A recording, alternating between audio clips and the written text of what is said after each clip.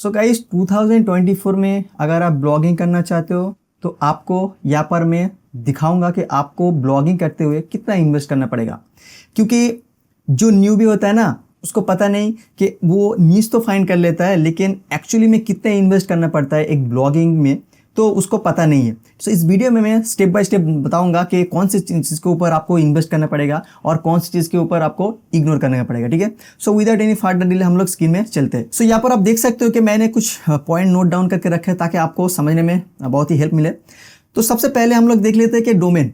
ठीक है, तो डोमेन जो है ना, आप जो वेबसाइट को लेकर चलोगे तो उसका एक नाम होता है। ठीक है, तो जैसे कि eastyoglitch.com, ये हम लोग का एजेंसी है, तो इस तरह आपको एक डोमेन बाय करना पड़ेगा। तो डोमेन बाय करने के लिए आपको कहाँ से बाय करना पड़ेगा और कितना पे करना पड़ेगा, मैं आपको यहाँ पर दिखाता हूँ। तो मैंने यहाँ पर एक एक्चुअली एग्जैक्ट कॉस्ट ये नहीं है, तो मैं ओवरऑल एक आइडिया आप देने के लिए यहाँ पर मेंशन करके रखा 750 रुपीज़ के आसपास ये हो जाता है। ठीक है, तो इसके लिए मैं सजेस्ट करूँगा, अगर आप नेमचिप सर्वर को यूज़ करोगे, नेमचिप जो कंपनी है उसको यूज़ करोगे, तो आपको काफ़ी सस्ते में एक डोमेन मिल जाता है। ठीक है, तो इसमें अगर आप जाओगे तो यहाँ पर आप देख सकते हो 748 के आसपास एक .com डोमेन मिल रहा है, लेकिन आप उसके ऊपर अगर कोई भी प्रोमो कोड यूज़ करोगे तो एज ए न्यू यूज़र आपको एक बेनिफिट मिल जाता है। ठीक है, तो ये हो सकता है कि ऑलमोस्ट 500 या 600 के आसपास मिल जाए। ठीक है, तो आपको एक डोमेन के लिए भी पे करना पड़ेगा। ठीक है, तो ये हो गया हम लोग का डोमेन के लिए कॉस्ट। ठीक है, तो उसके बाद आते हैं कि हाँ, एक चीज़ मैं आपको बता दूं,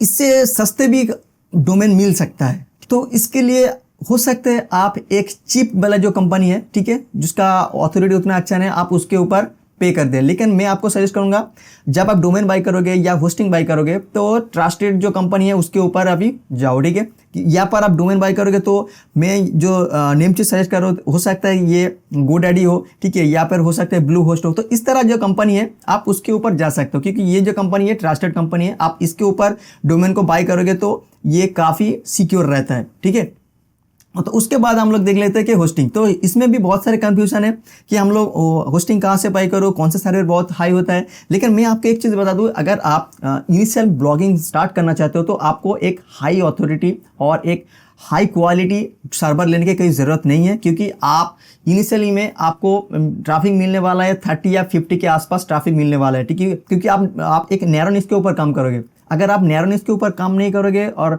मल्टी निश के ऊपर काम करोगे तो आपको रैंकिंग में बहुत सारे प्रॉब्लम हो सकता है, क्योंकि उसमें बहुत सारे इन्वेस्ट भी करना पड़ता है। ठीक है, तो मैं ऑलवेज सजेस्ट करूंगा कि आप एक नैरो निश के ऊपर काम करो। ठीक है, तो नैरो निश के ऊपर अगर काम करोगे तो आपको एक छोटी सी जो सर्वर है आप उस पर काम कर सकते हो, जैसे कि होस्टिंग सर्वर हो गया या फिर नेमचिप का सर्वर हो या फिर वेपर होस्ट हो गया। ठीक है, तो मैं होस्टिंग यार कभी भी यूज़ नहीं किया, लेकिन एक टाइम यूज़ करता था, मुझे उतना अच्छा रिजल्ट नहीं मिला। लेकिन मैं नेमचिप सर्वर को काफ़ी लॉन्ग टाइम यूज़ कर चुका हूँ, लेकिन ये भी उतना अच्छा नहीं है, लेकिन एज ए बिगिनर ये काम चल जाता है। ठीक है, और ये जो वेपर होस्ट में अभी जो मेरा 2-3 प्रोजेक्ट है तो उसमें मैं वेपर होस्ट सर्वर को यूज़ कर रहा हूँ, और ये इसका प्राइस भी बहुत ही बजट फ्रेंडली है, आप उसको यूज़ कर सकते हो। तो इसके लिए मैंने एक डिटेल में वीडियो बनाया, आप उसको ज़रूर देख लेना। अच्छा, तो आप नेमचिप भी यूज़ कर सकते हो। तो नेमचिप में यहाँ पर आप देखो, मैं एक चीज़ और भी आप बताना चाहता हूँ कि तो नेमचिप में आप आके आपको देखने को मिलेगा इस तरह बहुत सारे सर्वर है, शेयर्ड होस्टिंग है, वर्डप्रेस होस्टिंग है, रीसेलर, VPS, डेडिकेटेड और माइग्रेट। तो मैं आपको सजेस्ट करूंगा कि आप सिर्फ वर्डप्रेस होस्टिंग में चले जाओ, क्योंकि आप सिर्फ वर्डप्रेस के ऊपर ही अगर ब्लॉगिंग करोगे तो यहाँ पर ले सकते हो। अगर आप वर्डप्रेस के अलावा और भी कोई सर्वर यूज़ करना चाहते हो तो आप शेयर्ड होस्टिंग ले सकते हो। ठीक है, तो ये दोनों काफ़ी चीप प्राइस में मिल जाता है, तो मैं सजेस्ट करूँगा आप वर्डप्रेस होस्टिंग में चले जाओ। अच्छा, तो यहाँ पर आप देख सकते हो कि यू पे 1430 पर ईयर। ठीक है, तो ये 1 ईयर के लिए ये पे करना पड़ेगा 1400 के आसपास।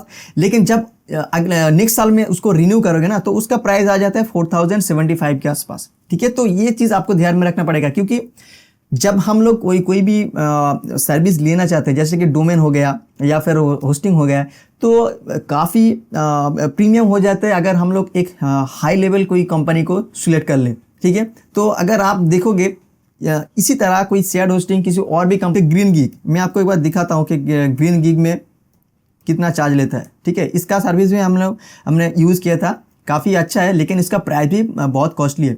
यहाँ पर आप देख सकते हो वर्डप्रेस होस्टिंग का सर्विस कितना प्लान है। यहाँ पर आप देख सकते हो कि 2.95, तो अराउंड $3 के आसपास। ठीक है, तो उसका जब अगर रिन्यू करोगे ना तो रिन्यू करने के लिए इसका चार्ज यहाँ पर देख सकते हो 11.95 यानी कि $12 के आसपास, ठीक है। और भी एक प्रीमियम सर्वर है, जैसे कि आप WPX देख सकते हो। तो हम लोगों का जो ACO ग्लेज कंपनी है वो WPX में अभी होस्ट है। इसका सर्विस भी बहुत ही प्रीमियम है और इसका जो क्या बताऊँ सपोर्ट सिस्टम है बहुत ही हाई है, ठीक है। तो ये 24 आवर्स आपको सपोर्ट करते रहेंगे, ठीक है। लेकिन उसका चार्ज भी आप देख सकते हो बहुत ही हाई है, ठीक है। तो मैं आपको सजेस्ट नहीं करूँगा इस तरह सर्विस यूज़ करने के लिए। अगर आपके पास जो साइट है उसमें बहुत सारे ट्रैफिक आ रहे हैं तो आप इस तरह सर्वर यूज़ कर सकते हो, लेकिन एज ए इनिशियल स्टेज आप इस तरह सर्विस को इस तरह सर्वर यूज़ कर सकते हो, ठीक है। अच्छा, तो ये हो गया हम लोग का होस्टिंग के प्राइस, ठीक है। अच्छा, उसके बाद हम लोग देख लेते हैं कि थीम के ऊपर हम लोग को कितना पे करना पड़ेगा। अगर आप एकदम न्यू भी हो तो मैं आपको सजेस्ट करूंगा आप कोई भी पेड टूल यूज़ मत करो, ठीक है, क्योंकि आपको उतना पे भी करने की ज़रूरत नहीं है, ठीक है। आप इनिशियल स्टेज में फ्री वाला जो जेनरेट पेज थीम है आप उसके ऊपर काम कर सकते हो। लेकिन अगर आपके पास थोड़ी बहुत पैसे है तो आपका पेड जेनरेट पेज जो प्लगइन है आप उसको यूज़ कर सकते हो। इसमें होता क्या है कि इसमें आपको कुछ एडवांस फीचर मिल जाते हैं ताकि आपको एक वेबसाइट को डिज़ाइन और कस्टमाइजेशन में बहुत ही हेल्प मिले। और एक चीज़ मैं आपको बता दूं, ऐसे बहुत सारे नाल थीम होता है और क्रैक थीम होता है, आप उसको एकदम ही यूज़ मत करना, क्योंकि उसको यूज़ करोगे आपको वो फ्री में मिल जाता है किसी एक साइट पे, लेकिन उसको आप यूज़ करोगे तो आपको पता नहीं चलेगा कब आपका साइट हैक हो जाएगा, ठीक है। तो क्योंकि उस साइट में बहुत सारे मेलवेयर होता है और जो साइट का जो ओनर है ना, वो जो थीम को जो बनाता है ना, वो ऑलवेज ट्रैक करता है कि आप वो थीम जब यूज़ करोगे तो आपका डाटा वो चुरा कर ले लेता है, ठीक है। तो इसके लिए मैं ऑलवेज सजेस्ट करूंगा कि आप भले ही फ्री थीम यूज़ करो लेकिन कभी भी क्रैक थीम यूज़ मत करो, ठीक है। अच्छा, तो ये हो गया हम लोग का थीम के बारे में बात करना। तो इसके बाद हम लोग देखते हैं कि ACO टूल। तो यहाँ पर आप देख सकते हो कि मैं most of the time use करता हूँ ACMRush, और Ahref टूल जो है बहुत कॉस्टली हो चुका है, तो मोस्ट ऑफ द टाइम मैं ACMRush यूज़ करता हूँ। और अगर आपको ACMRush ग्रुप बाय यूज़ करना है तो आपको अराउंड 500 के आसपास पे करना पड़ेगा, ठीक है। ऐसे बहुत सारे मार्केट में सेलर है जो आपको 500 के आसपास रुपीज़ पे करने के बाद ACMRush अकाउंट एक्सेस करने देता है। और अगर आप Ahref यूज़ करोगे तो 15 या 1600 या फिर 2000 भी लग सकता है एक महीने के लिए, ठीक है। और Ahref में बहुत सारे लिमिट होता है तो आपको वो लिमिट भी ध्यान में रखना पड़ेगा। तो मैं आपको सजेस्ट करूंगा आप ACMRush को लेकर चल सकते हो। उसमें आप कीवर्ड रिसर्च कर सकते हो, कंप्यूटर का कीवर्ड भी आप फाइंड कर सकते हो, कंप्यूटर कहाँ से बैकलिंक क्रिएट कर रखा है वो भी आप देख सकते हो, ठीक है। A to Z आप वहाँ से आसानी से निकल सकते हो। तो ये जो टूल है ना काफ़ी अच्छा है। तो ये एक ही टूल आपको मैक्सिमम कम करके दे देता है, ठीक है। और भी बहुत सारे टूल होता है उसको मैं यूज़ नहीं करता, जैसे कि हो जाता है कि मैंगोस टूल हो जाता है और कीवर्ड फाइंडर हो जाता है, ठीक है। ऐसे बहुत सारे टूल है तो मैं उसको यूज़ नहीं करता, मैं सिर्फ एक ही टूल यूज़ करता हूँ यहाँ पर।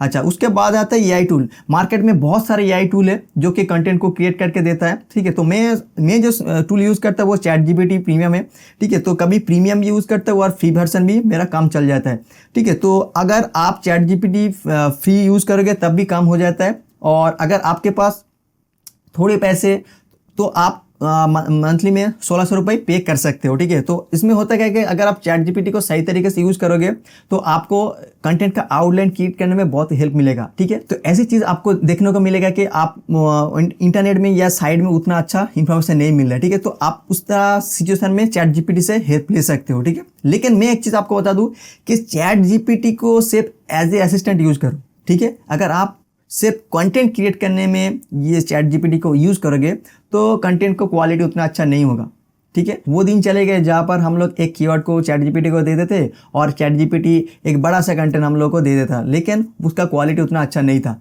सो अगर आप ChatGPT को सही तरीके से यूज़ करोगे तब जाके आपको रिजल्ट मिलेगा, ठीक है। तो मैं ChatGPT को सिर्फ एज ए असिस्टेंट यूज़ करता हूँ, ठीक है। अच्छा, उसके बाद आते हैं कि कंटेंट, ठीक है। ये बहुत ही इंपॉर्टेंट है। तो कंटेंट के लिए मैं मिनिमम 500 रुपीज़ फॉर 1000 वर्ड के इन्वेस्ट करता हूँ, ठीक है। तो मेरा जो राइटर है वो 500 रुपीज़ चार्ज करता है 1000 वर्ड कंटेंट क्रिएट करने के।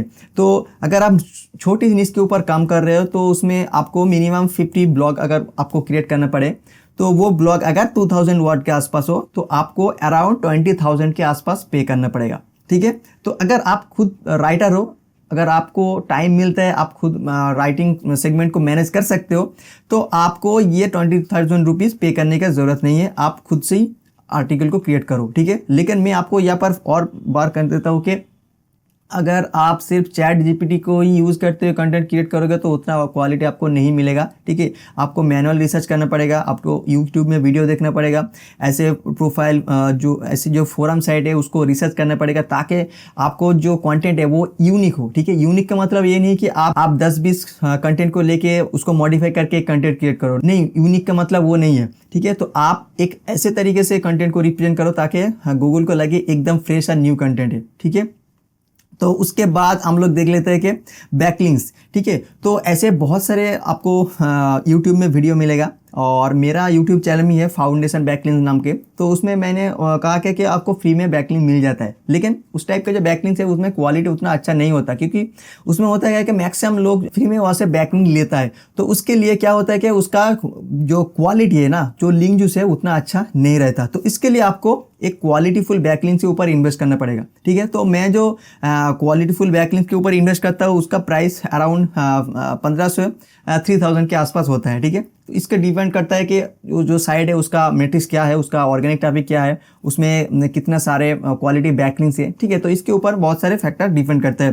तो मैंने यूट्यूब में ऑलरेडी एक वीडियो पब्लिश करके रखा है, तो एडिटोरियल बैकलिंक नाम के, तो आप उस वीडियो को जरूर देख सकते हो कि उसके ऊपर मैंने डिटेल में वीडियो बनाया कि आप उस तरह बैकलिंक कैसे क्रिएट कर सकते हो।